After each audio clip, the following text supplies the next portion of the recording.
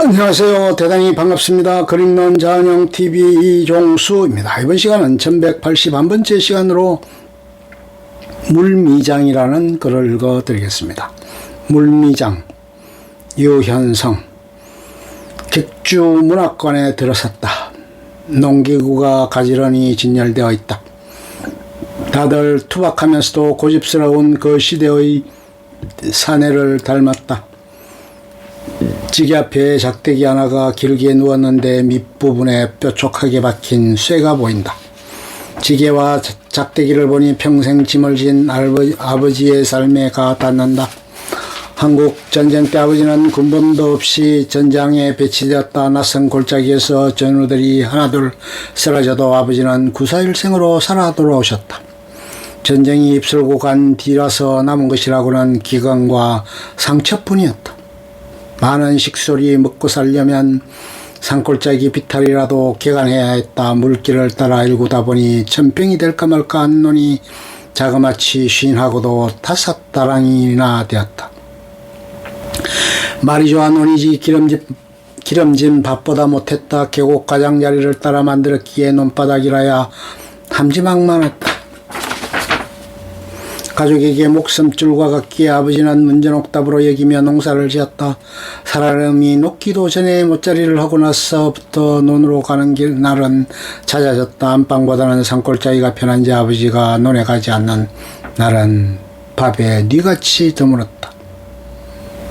아버지의 지게는 유난스레 높았다. 짐을 많이 싣기 위해 지게까지 중간을 가로지르는 까막설이 양쪽으로 다른 막대를 덧대 묶어 높이를 댔다. 그러고는 누렇게 익은 나락을 지게 위에 쌓아 올렸다. 우기가 감도는 날이면 베어놓은 나락이 비에 젖을세라 꼭 두세 배부터 어두워질 때까지 집과 논을 오갔다. 멀리서 보면 아버지는 보이지 않고 나락 벽가리가 공중에 뜬 채 아슬아슬하게 움직이는 것 같았다.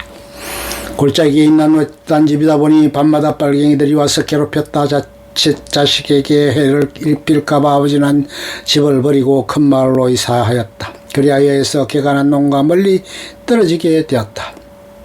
산모퉁이 몇 개를 돌고 개울을 2개 건너야 논에 닿을 수 있었다. 가는 길은 오르막이라 숨이 턱에다 입에서 단내가 났고 오르는 길은 내리막이라서 산짐승에게 쫓기기라도 하듯 후루루 뛰어내려왔다. 빈몸으로 다니기에도 힘든 길이었다. 그런 길에서 나락을 지고 후들후들 다리를 떨던 아버지가 잠시 쉴 때는 지게가 넘어지지 않도록 작대기로 받쳐놓았다. 아버지는 분답잖게 봄비가 오는 날이면 창고 앞에서 지게 만들기에 열중했다. 끌과 자기로 뚝딱뚝딱 나무를 다듬는 소리가 늦잠 자는 내게 자전거처럼 들렸다. 지게까지 2개를 바로 세워놓고 중앙에 3장을 붙여 몸체를 맞댔다. 정으로 지게 목발에 구멍을 뚫은 다음 짚을 물에 축여 꼿꼿해지면 나무망치로 토닥토닥 두드려 등석을 엮어 붙였다. 어깨에 매는 미끄는 긴 머리를 따뜻 정성스레 따 지게에 달았다. 지게를 손보고 나면 아버지는 지게 작대기를 만들었다. 위쪽이 가위처럼 벌어진 나무를 골라 아버지의 키에 맞게 잘랐다. 끝을 매끈하게 다듬은 다음 송곳처럼 뾰족한 쇠를 끝부분에 박았다. 아버지는 빈 지게를 진 채 작대기로 땅을 몇 번 짚어보고는 흡족한 미소를 지었다.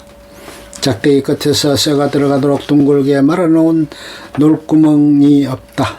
선배가 잘 들어가게 하는 궤구멍도 파지 않는다. 작대기 끝에 쇠를 박으면 그것이 물미장이다. 홈이나 낫채는 힘을 받도록 테두리를 감싸는 신세가 있지만 물미장에는 아무런 지장도 없다. 오직 있는 그대로 꾸밈없이 묵묵하게 삶을 지탱하는 내 아버지처럼. 아버지는 농사일밖에 몰랐다. 땀에 젖은 배적삼에 농 갈고 밭을 갈았다. 동이 트면 아침이 되고 해가 지면 밤이 오고 지고 새고 하는 일이 지겹지도 않은지 우직하게 일만 하였다.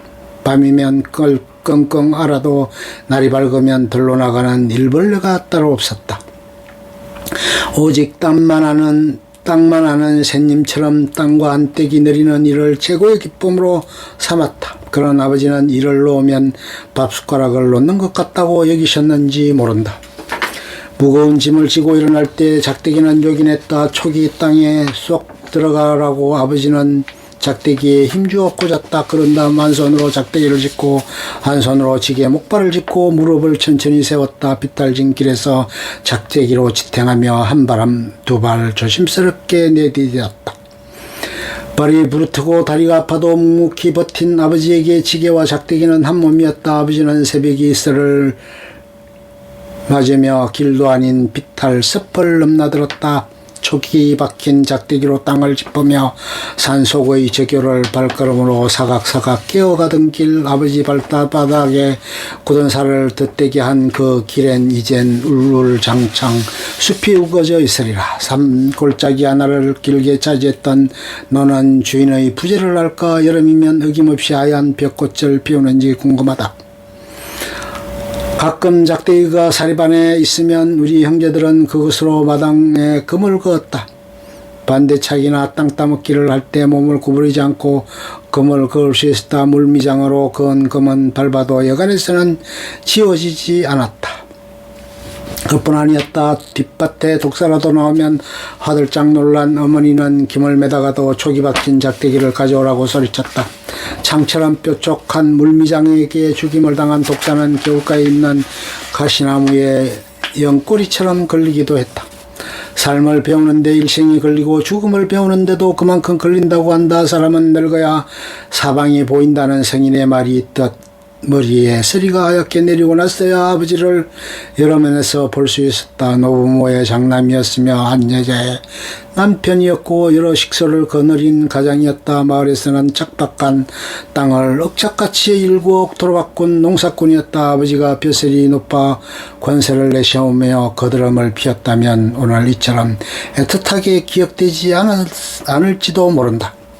아버지도 아버지이기 전에 평범한 남자였다. 누구에게나 청춘한 소낙비 지나가듯 가버리는 것이고 보면 아무리 바둥거려도 살림에 주름이 펴지지 않으면 다 던져버리고 싶을 때도 있지 않았겠는가.